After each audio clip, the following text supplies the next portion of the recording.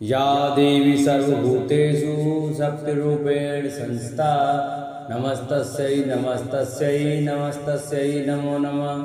सर्वमंगल मांगल्ये शिवे सर्वार्थसाधके शरण्ये त्र्यंबके गौरी नारायणी नमस्तुते। बोलो सच्चे दरबार की जय। जय माता दी। दोस्तों, स्वागत है आपका मेरे YouTube चैनल आर के भक्ति ज्ञान में।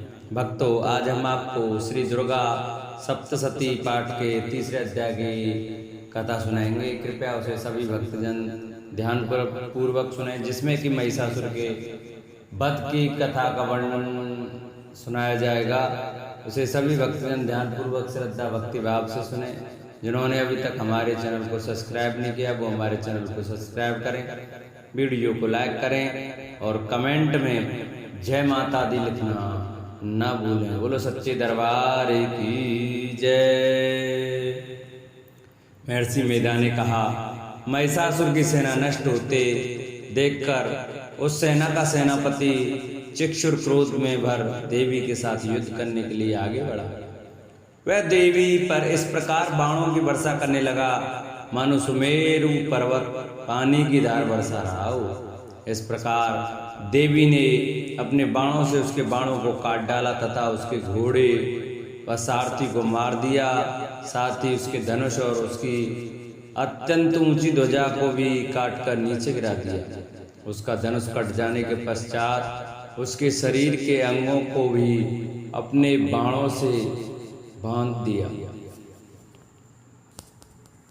धनुष, घोड़े और सारथी के नष्ट हो जाने पर वह असुर ढाल और तलवार लेकर देवी की तरफ आया। उसने अपनी तीक्ष्ण धार वाली तलवार से देवी के सिर के मस्तक पर प्रहार किया और बड़े वेग से देवी की बाएं भुजा पर वार किया, किंतु देवी की बाएं भुजा को छूते ही उस दैत्य की तलवार टूटकर दो टुकड़े हो गए। इससे दैत्य ने क्रोध में भरकर शूल हाथ में लिया और उसे भद्रकाली देवी की ओर फेंका। देवी की ओर आता हुआ वह शूल आकाश से गिरते हुए सूर्य के समान प्रज्वलित हो उठा।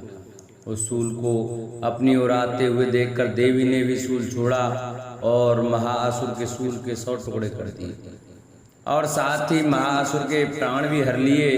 चिक्षुर के मरने पर देवताओं को दुख देने वाला चामर नामक दैत्य हाथी पर सवार होकर देवी से लड़ने के लिए आया और उसने आने के साथ ही शक्ति से प्रहार किया, किंतु देवी ने अपनी हुंकार से उसे तोड़कर पृथ्वी पर डाल दिया। शक्ति को टूटा हुआ देखकर दैत्य ने क्रोध से लाल होकर शूल को चलाया, किंतु देवी ने उसको भी काट दिया। इतने में देवी का सिंह चलकर हाथी के मस्तक पर सवार हो गया और दैत्य के साथ बहुत ही तीव्र युद्ध करने लगा। फिर वे दोनों लड़ते हुए हाथी पर से पृथ्वी पर आ गिरे और दोनों बड़े क्रोध से लड़ने लगे। फिर सिंह बड़े जोर से आकाश की ओर उछला और जब पृथ्वी को आया तो अपने पंजे में चामर का सिर धड़ से अलग कर दिया।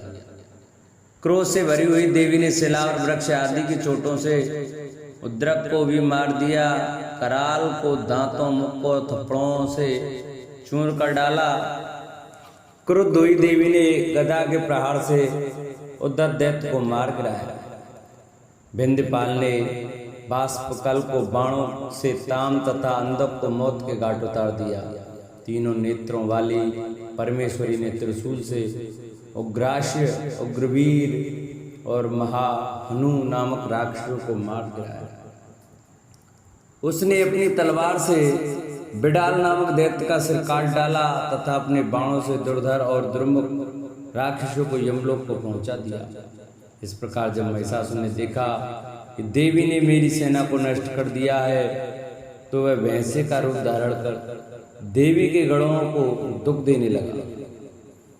उन गणों ने कितनों को उसने मुख के प्रहार से, कितनों को खुरों से, कितनों को पूंछ से, कितनों को सींगों से, बहुतों को दौड़ाने के वेग से, अनेकों को सिंहनाद से, कितनों को चक्कर देकर और कितनों को श्वास वायु के झोंकों से पृथ्वी पर गिरा दिया। वह दैत्य इस प्रकार गणों की सेना को गिरा देवी के सिंह को मारने के लिए दौड़ा। इस पर देवी को बहुत गुस्सा आया और दैत्य भी क्रोध में भरकर धरती को खुरों से खोदने लगा तथा सींगों से पर्वतों को उखाड़ उखाड़ कर धरती पर फेंकने लगा और मुख से शब्द करने लगा। महिषासुर के वेग से चक्कर देने के कारण पृथ्वी क्षुब्ध होकर फटने लगी। उसकी पूंछ से टकराकर समुद्र चारों ओर फैलने लगा। हिलते हुए सींगों के आकाश से मेघ खंड खंड हो गए और श्वास से आकाश में उड़ते हुए पर्वत फटने लगे। इस तरह क्रोध में भरे हुए राक्षस को जब चंडिका को भी क्रोध आ गया और वे उसे मारने के लिए क्रोध में भर गए। देवी ने पास फेंक कर दैत्य को बांध लिया और उस बंध जाने पर दैत्य का रूप त्याग दिया और सिंह का रूप बना लिया। और जो ही देवी उसका सिर काटने के लिए तैयार हुई कि उसने पुरुष का रूप बना लिया जो कि हाथ में तलवार लिए हुए था। देवी ने तुरंत ही अपने बाणों के साथ उस पुरुष को उसकी तलवार ढाल सहित भून डाला। इसके पश्चात वह हाथी के रूप में दिखाई देने लगा और अपनी लंबी सूंड से देवी के सिंह को खींचने लगा तथा गर्जने लगा। देवी ने अपनी तलवार से उसकी सूंड काट डाली। तब राक्षस ने एक बार फिर भैंसे का रूप धारण कर लिया और पहले की तरह चर अचर जीवों सहित समस्त लोकी को व्याकुल करने लगा। इसके पश्चात क्रोध में भरी हुई देवी बारंबार उत्तम मधु का पान करने लगी और लाल लाल नेत्र करके हंसने लगी। उधर बलवीर तथा मत्स्य क्रोध हुआ दैत्य भी गरजने लगा। अपने सींगों से देवी पर पर्वतों को फेंकने लगा।